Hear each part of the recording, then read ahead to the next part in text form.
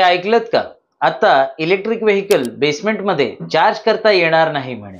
Bureau of Indian standards म्हणजे BIS यांनी national building code मध्ये बदल सुचवले. आता EVs आणि हायब्रिड गाड्या बेसमेंटमध्ये पार्क करणं आणि चार्ज करणं रिस्ट्रिक्टेड होणार आहे. कारण आहे फायर सेफ्टी. बट थांबा, मग प्रॉब्लेम काय? भारतात बहुतेक बिल्डिंग्समध्ये पार्किंग बेसमेंटमध्येच असते आणि जर चार्जिंग तिथे बंद झाली तर EV ओनर्सला प्लग कुठे करायचं हा बिगेस्ट चॅलेंज होणार आहे.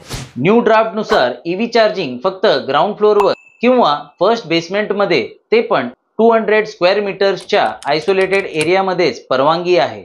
एक्सपर्ट्स म्हणतात यामुळे अर्बन एरियाजमध्ये EV अडॉप्शन स्लो आहे.